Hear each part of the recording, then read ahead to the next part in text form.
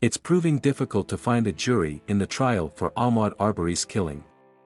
Potential jurors either know the case well, know the defendants, or are scared. Hundreds of people have been summoned, and from the 60 people who have been questioned since Monday, many said they have already formed strong opinions about the case, know the defendants, or are scared to sit. They point to potential consequences specific verdicts may have on the community. One prospective juror said that while she doesn't know much about the case itself, she has seen Facebook headlines and "I run with Ahmaud" bumper stickers across town. She expressed concern about how polarizing the case has been among the community. "I think it would be naive to think there couldn't be real-world repercussions," the woman said, adding she wouldn't let fear stop her from trying to weigh the case fairly.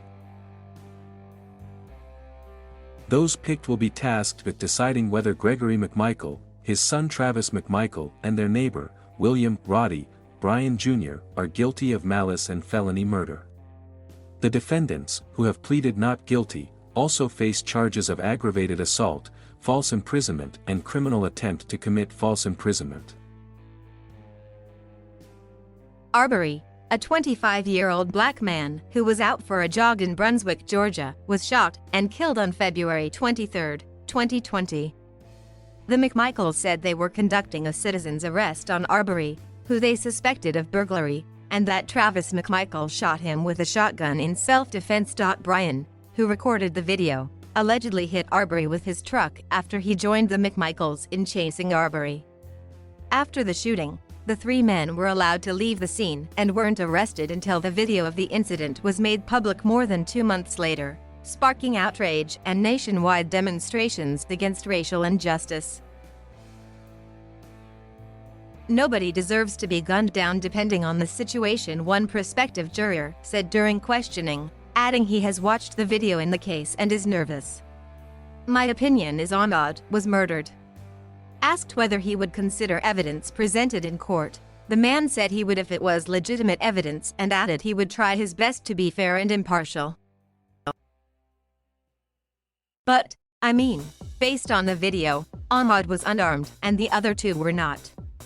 It's kind of hard to show it's self-defense there," he told prosecutors. A process longer than usual Thursday's roughly 12-hour day concluded the first week of jury selection after attorneys completed 3 20-person panels. So far, 23 prospective jurors have been accepted by both the state and defense attorneys for continued consideration. 12 jury members and 4 alternates will be selected for the trial. It could get into next week, Judge Timothy Walmsley, who earlier in the week appeared to grow frustrated at the slow pace of the review, told qualified potential jurors on Thursday. Possibly into the week after. "For a case that's this high profile, I would say it's on the longer side," Pate said. The surprise being that they could only find 23 who were impartial enough just to make it to step number 2. That's unusual. That's extremely unusual. So far, Sheffield said defense attorneys have been pleased with the number of jurors that can do this. "We will continue to monitor the situation and we will make our daily assessments of whether or not it will be proper to move to change the venue," Sheffield said. "What does surprise me is the number of people who already have a fixed opinion that they're all guilty," Pate said. Many knew Arbery or the defendants in the small community rattled by the shooting. Many who are now being questioned as potential jurors in the trial say they know at least one person in the case. One prospective juror said Bryan looked familiar. Another said he knew a neighbor of the McMichaels, who was among the first people to arrive on the scene after the shooting. Another person said a family member was among the first responders who was dispatched to the shooting. One man, who said he met Travis McMichael at a hunting club and has known Bryan for roughly 2 decades, said that even though he's not a close friend of either of the two men, knowing them made it difficult for him to serve as an impartial juror.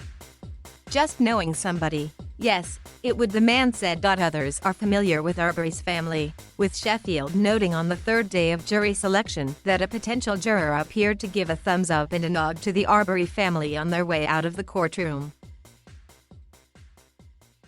At least 24 potential jurors also indicated to attorneys they had negative feelings against the 3 men charged in the case. One woman, when asked why she indicated she has negative feelings against Greg McMichael, replied, "I don't really know the person, but I have to admit, someone taking someone else's life to me is a serious offense." Others are scared to sit. Other jurors who have gone through the selection process expressed concerns about possible repercussions if they were chosen to serve on the panel set to deliver the verdict in the case. One potential juror who was questioned said he believed it would be difficult to change my mind about whether the 3 men were guilty. He fears there will only be one verdict that's accepted in today's climate, and if that verdict is not returned, some may threaten violence again. The jury is in a tough spot once they're convened, the man said. Fear of violent protests and outside agitators has been a recurring theme for Glynn County residents ever since the video of Arbery's shooting surfaced. While the community has seen many protests since then, they have all remained peaceful. While others did not specifically mention concerns over impacts to the community, they said they did not want to serve on the jury, with several telling attorneys they were nervous and some getting emotional during questioning. One potential juror said, "I don't feel comfortable. I don't like crowds and people and pressure."